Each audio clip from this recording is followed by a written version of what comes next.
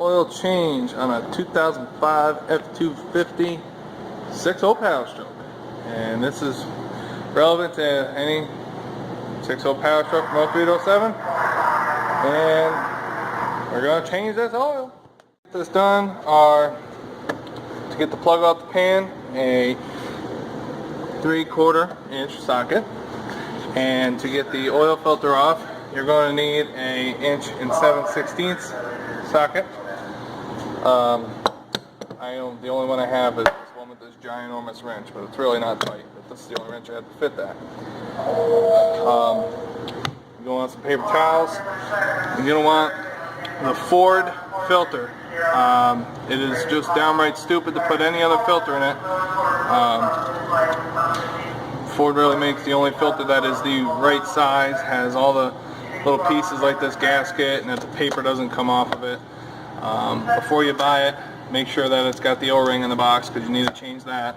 And they have this at Walmart, so you don't have to go to the dealer. There's a number right there, FL 2016.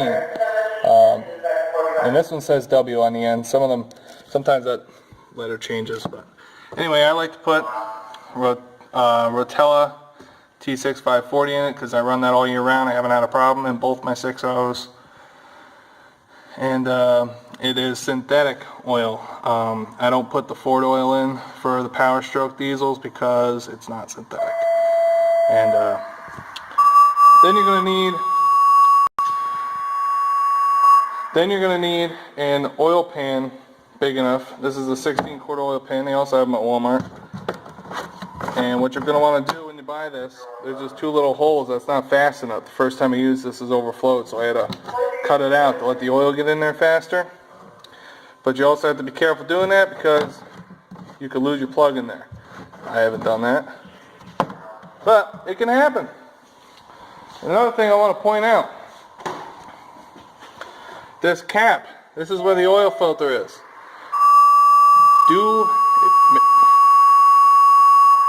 Do not change this cap out with an aftermarket one. Keep the Ford one on there because the oil filter goes in that, and you see the oil filter has to be a certain height. It locks into the top of the cap, and then it has to seal on the bottom of this filter housing. And if you buy an aftermarket cap, it's not going to be the same size, so the oil filter is not going to fit in there right, and there's going to be a bypass, so your oil won't be getting any filtering done with it. So if you're thinking about putting an aftermarket one on there, don't do it, because if you do, you're an idiot. Into the truck, plug that we're looking for, it's right here. Transmission, engine. No, loosen that up.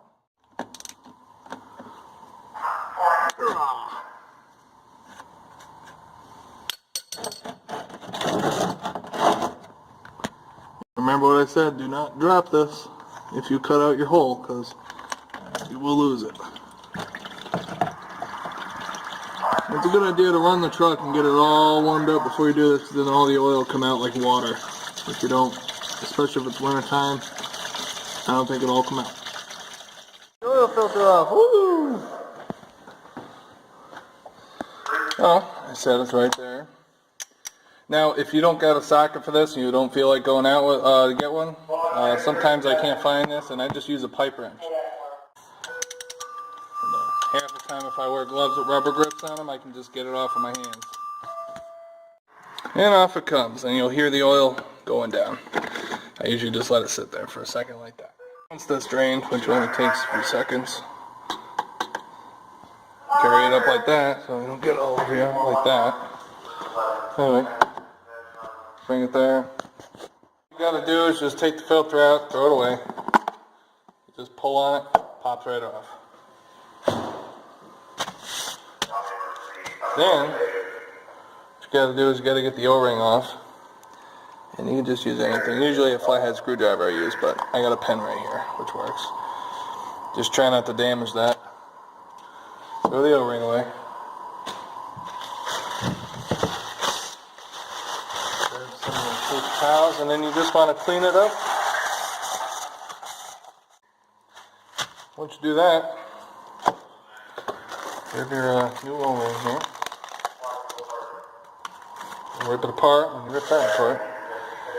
And usually just take a little bit of the old oil and just get it on the O-ring. Get it all nice and slippery.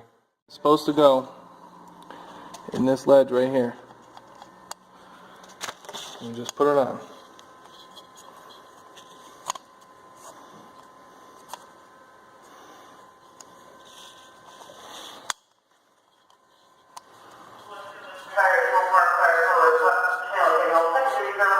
There you have it. And I like to just wipe it down a little bit more and we'll pop the filter in. So basically, the teeth on this filter are going to pop right in this hole here. And it's very easy. Just get lined up. Once you're confident it's lined up, just don't press hard, but just, it's as easy as that. And then just put that part in the hole right there. And you just got to push down until you get the threads to hold on to it. There's a spring there pushing it up. Or man wrench or pipe wrench or whatever you're using. And just tighten it on. If you're going to use a wrench this big, just keep an eye on it until that the plastic lip touches down on the edge of the aluminum housing. Right there. I just felt I want to stop. I just very lightly tug it in. The O-ring's going to seal it. You just want to get it tight all the way until it gets to the end. And don't crank it because it's plastic and you will strip it. Clean up the threads a little bit. And I just stuff a little bit in there.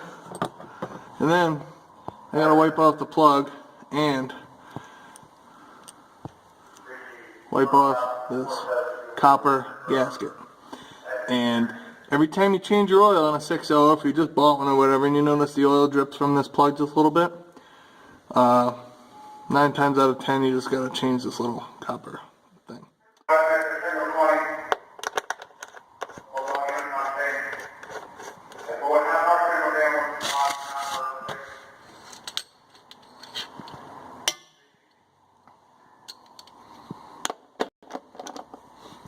Nice and snug. It's like that. Don't be cranking it. Don't mess it up.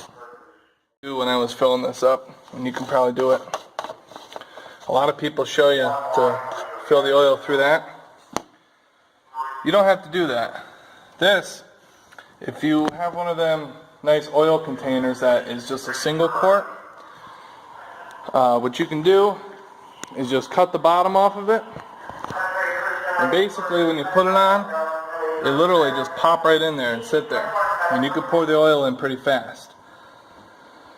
I was going to do that today, but the Walmart I went to did not have any single quarts of it. So.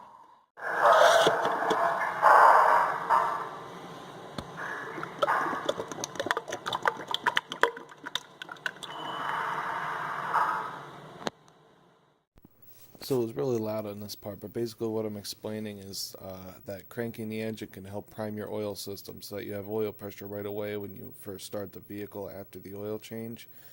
So there's a wire I have right here in my hand next to the fender. You unplug that and then feed it underneath that wire right there because it'll be in your way, and touch it to the positive terminal, and basically you're just jumping the starter. And the engine will crank, but as long as you don't have the key on, it will not start. And that way you can get the oil system in the truck primed, and you'll have oil pressure right away when you start it. That way when you start it, the engine's spinning really, really fast.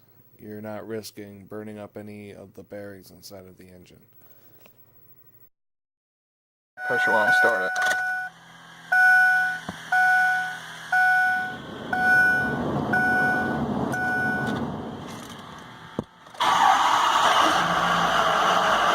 See, just still for a second it didn't quite get there.